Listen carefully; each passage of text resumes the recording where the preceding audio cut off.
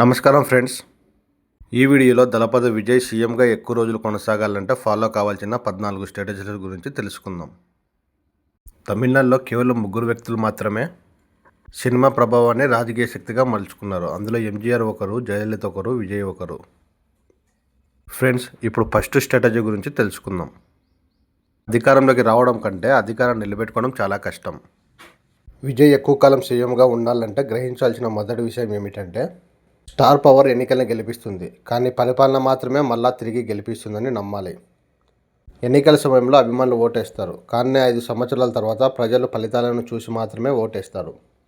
Friends, second strategy ఏమిటంటే, ఎంజీఆర్ గారి నుండి కానీ, జయలలిత గారి నుండి కానీ, కరుణానిధి గారి నుంచి కానీ కొన్ని విషయాలు నేర్చుకోవాలి.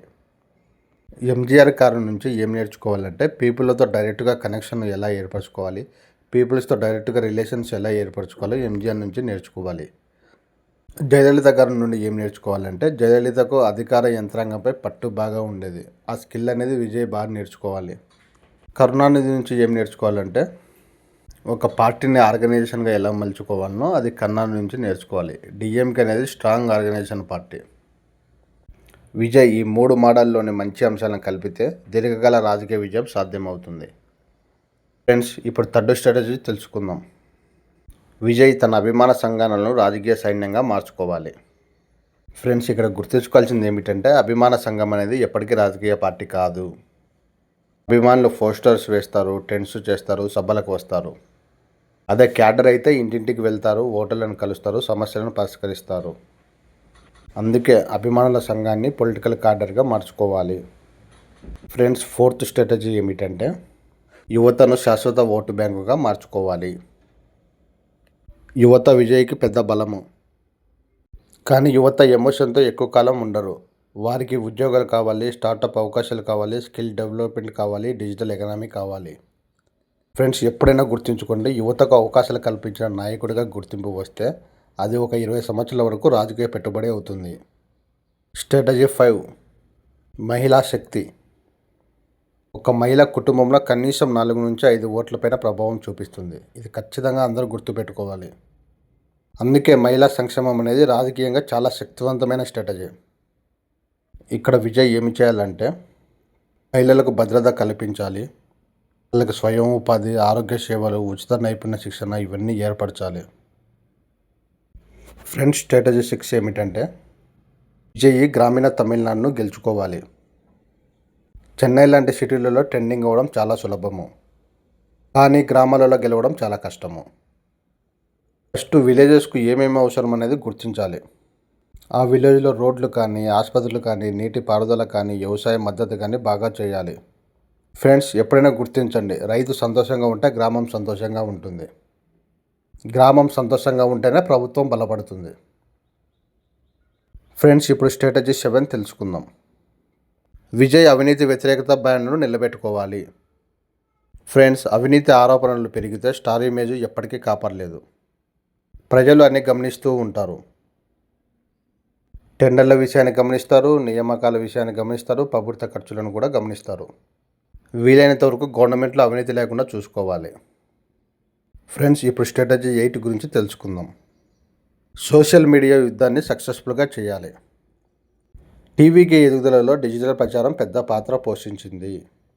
ఇక ముందు విజయ్ చేయాల్సింది ఏమిటంటే, డేటా ఆధారిత ప్రచారం చేయాలి, యువ ఇన్ఫ్లుయెన్సర్స్తో కనెక్ట్ అవ్వాలి, ఫేక్ న్యూస్ మీద ఫాస్ట్గా రిప్లై ఇవ్వాలి.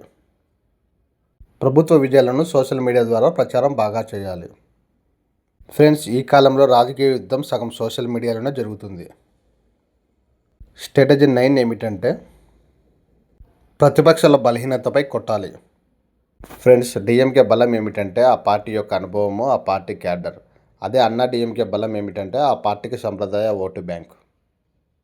ఇక్కడ విజయ్ చేయాల్సింది ఏమిటంటే, వారిని ఓన్లీ విమర్శించడం మాత్రమే కాదు, తానే వాళ్ళిద్దరికి ఆల్టర్నేటివ్ అని చూపాలి.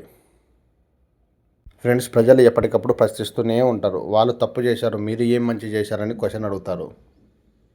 ఫ్రెండ్స్, 10వ స్ట్రాటజీ ఏమిటంటే, తమిళ ఐడెంటిటీని బలోపేతం చేయాలి.